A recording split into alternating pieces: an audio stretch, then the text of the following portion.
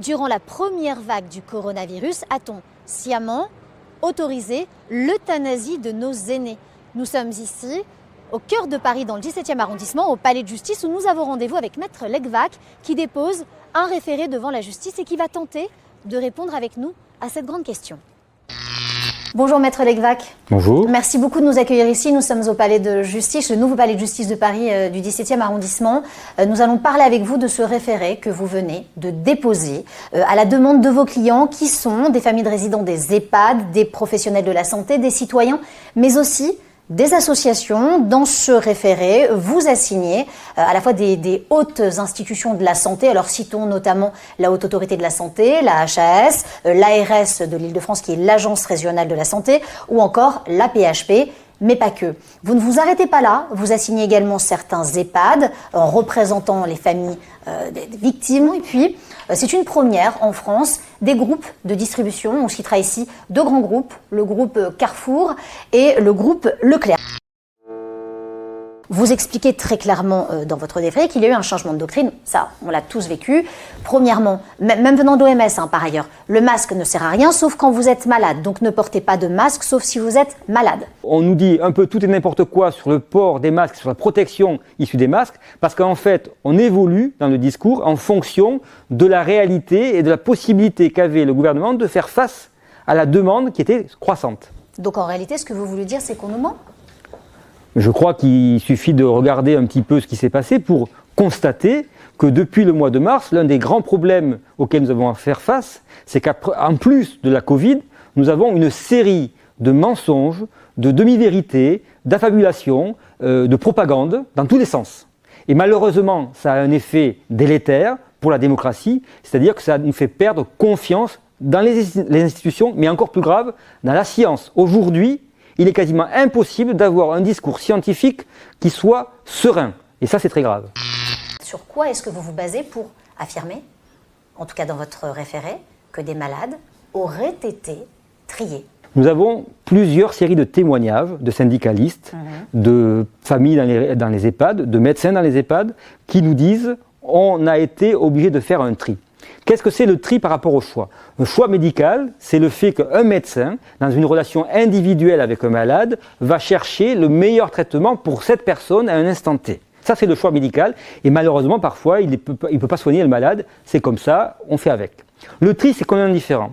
C'est de dire que pour un certain type de population qui est définie en fonction d'un critère apparemment objectif, l'âge, le fait que c'est une personne en situation de handicap, que sais-je encore, eh bien, on va refuser à ces personnes de les transférer à l'hôpital parce qu'on considère que, par essence, elles ne pourront pas supporter le traitement. Et là, ce n'est pas une décision d'un médecin, c'est une décision politique et qui s'impose dans toute la chaîne de direction. Si le médecin fait ça de manière individuelle, c'est sa responsabilité.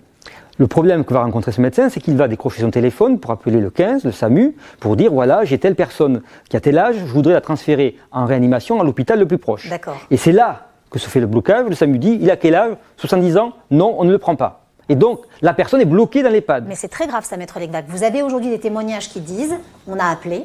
Est-ce que vous avez des soignants, par exemple, qui vous disent aujourd'hui on a appelé et on nous a refusé un accès aux soins pour cette personne parce qu'elle était trop âgée ? Vous avez des témoignages publics, officiels, de syndicalistes, de représentants des soignants et des médecins qui, devant l'Assemblée nationale, devant la commission d'enquête qui a eu lieu au mois de juillet, expliquent ce que je viens de vous raconter. Cela est doublé par des témoignages plus précis encore, de personnes que nous avons rencontrées et de documents que nous avons réunis qui permettent de confirmer qu'il y a eu des instructions des ARS pour dire attention, à partir d'un certain âge, les personnes ne doivent plus être transférées. En réalité, je vais vous poser cette question très clairement. Est-ce que vous pensez qu'on a refusé l'accès aux soins à des personnes âgées qui auraient pu s'en sortir si on les avait hospitalisées pour favoriser une place pour des personnes plus jeunes ? La réponse à cette question est malheureusement oui, et nous avons plusieurs témoignages, soit de familles, soit de personnels soignants, qui le confirment. Maintenant, il faut voir si ce sont des cas individuels et éparpillés sur tout le territoire, ou il s'agit d'une politique concertée, réfléchie, organisée par les pouvoirs publics. Et c'est là que la responsabilité des uns et des autres va jouer. Le 23 mars 2020, il y a ce premier décret qui va être modifié le 28 mars 2020, et je vais le citer, c'est le décret qui s'appelle 2020-293, paru donc, comme je viens de le dire, le 23 mars, qui stipule que la spécialité pharmaceutique Rivotril, sous forme injectable, peut faire l'objet d'une dispensation, et ce, jusqu'au 15 avril 2020. Pourquoi et par qui? Par les pharmacies d'officine en vue de la prise en charge des patients atteints ou susceptibles d'être atteints par le virus SARS-CoV-2, dont l'état clinique le justifie. En réalité, c'est une facilité de prescription qui est justifiée par la volonté, nous dit-on, et je cite encore ce décret, d'améliorer le confort d'un malade en fin de vie hors du cadre hospitalier. Seulement voilà, dans votre référé, vous expliquez ce grand questionnement sur l'utilisation du Rivotril, et là encore le bas blesse. Vous parlez dans le référé d'euthanasie compulsive. C'est l'accusation la plus grave de cette procédure. Et là encore, nous sommes prudents. Nous avons réuni des éléments, nous avons des preuves. Nous avons par exemple démontré que la consommation de Rivotril a subi un pic qui est très exactement le même pic que la surmortalité que nous évoquions tout à l'heure. Donc il y a une corrélation, ça ne veut pas dire une causalité, entre la surmortalité dans les EHPAD et l'usage du Rivotril. Mais avant de parler du Rivotril, il faut revenir sur deux éléments. On vient de voir que les personnes au-dessus d'un certain âge se voyaient interdire de transfert et d'accès à l'hôpital. Si elles étaient malades, si elles avaient la Covid, elles étaient dans des situations très graves, parce qu'elles n'avaient pas de soins, puisque dans le même temps, le gouvernement refusait qu'on leur prescrive l'azithromycine et l'hydroxychloroquine. Donc, le seul soin, c'était du Doliprane. Et suivant l'état de santé des personnes, ça passait, rarement, ou ça ne passait pas. Et donc, elles se retrouvent dans un état de détresse respiratoire, et comme on ne pouvait pas les soulager, il fallait bien autoriser, en tout cas c'est la théorie du ministère, autoriser les EHPAD et les médecins de ville de prescrire ce fameux Rivotril, qui est un médicament qui normalement est réservé pour traiter une maladie qui n'est pas en lien avec les problèmes respiratoires. Et pour cause, parce que le Rivotril va avoir comme conséquence de vous détendre tellement que vous allez avoir un arrêt respiratoire. Et le vrai problème du Rivotril, c'est qu'il a été choisi parce qu'on était en manque d'un autre médicament, le midazolam, qui avait le même effet, c'est-à-dire que c'est pour préparer la sédation profonde. Les mots ont leur importance. Sédation profonde, pour le commun des mortels, ça paraît pas trop grave. Mais dans la pratique médicale, sédation profonde, ça veut dire accompagné dans la mort. Et ce qu'il faut comprendre aussi, c'est le deuxième point qui est très important, c'est qu'aujourd'hui en France, l'euthanasie active est interdite. La seule chose qui est autorisée, c'est la loi Claes-Leonetti, c'est de prévoir un accompagnement en fin de vie pour éviter l'acharnement thérapeutique. Et là, il y a une procédure qui est très précise, très rigoureuse, qui prévoit d'abord qu'on informe la personne concernée si elle est consciente, ou au moins de la famille, et surtout que la décision est prise par un collège de médecins. C'est-à-dire que ça ne peut pas être un seul médecin qui prend cette décision. Ça doit être plusieurs médecins qui se réunissent et qui décident.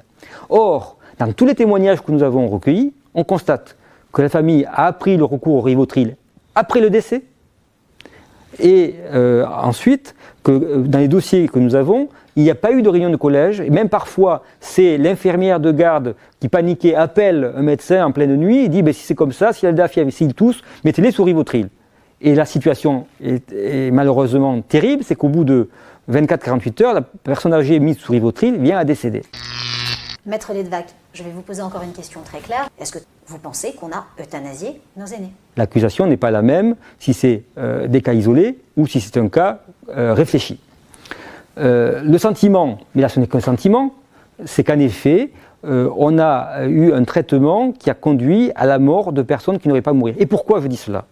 Parce que si vous relisez le décret que vous avez cité, on applique le Rivotril non seulement aux personnes dont on sait qu'elles ont la Covid, encore faut-il avoir les tests, donc déjà c'est un premier problème, mais le décret prévoit aussi de l'appliquer à des personnes qui sont soupçonnées d'avoir la Covid. C'est-à-dire qu'on va appliquer le Rivotril à des personnes dont on ne sait pas, dont on n'est pas certain qu'ils sont atteints par la Covid. Et donc, dans les 10 000 morts dans les EHPAD, il y a peut-être des gens qui avaient des grippes classiques, qui ont quand même fonctionné, qui avaient de la température et des problèmes respiratoires. Et comme c'était un petit peu, si vous me permettez l'expression, le grand désordre général, avec des équipes qui étaient épuisées, des équipements obsolètes, etc., eh bien, ni vu ni connu, ces gens-là, on leur a appliqué, sans les prévenir, sans prévenir les familles, sans avoir de collège médical qui se statue, du Rivotril.